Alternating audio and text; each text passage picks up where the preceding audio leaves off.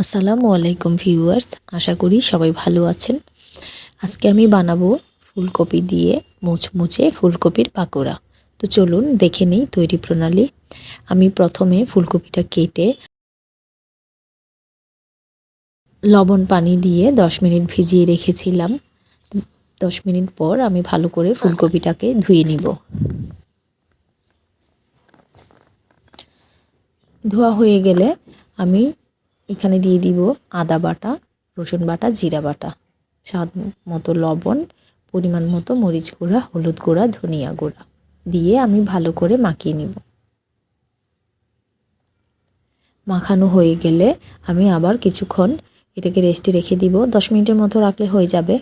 তো 10 মিনিট পর আমি এখানে দিয়ে দিব চালের গুঁড়া আর ময়দা।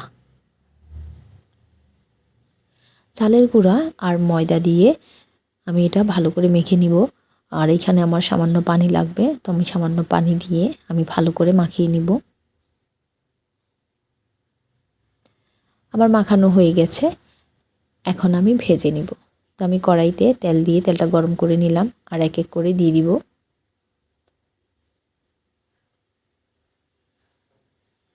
সবগুলো আমি দিয়ে দিলাম। এখন অল্প আঁচে ভেজে নিতে হবে, এপাশ এপাশ করে উল্টে দিতে হবে। যেহেতু আমি ফুলকপিটা কাঁচা নিয়েছি, তো সেজন্য চুলার আঁচটা কমিয়ে দিয়ে একটু সময় নিয়ে ভেজে নিতে হবে। আমার ভাজা হয়ে গেছে, এখন আমি নামিয়ে নিব। আমার এই রেসিপিটি আপনাদের যদি ভালো লাগে, আমার চ্যানেলটি সাবস্ক্রাইব করে আমার পাশেই থাকবেন। এভাবে ট্রাই করে দেখবেন, আশা করি ভালো লাগবে। সবাই ভালো থাকবেন, সুস্থ থাকবেন। আল্লাহ হাফেজ।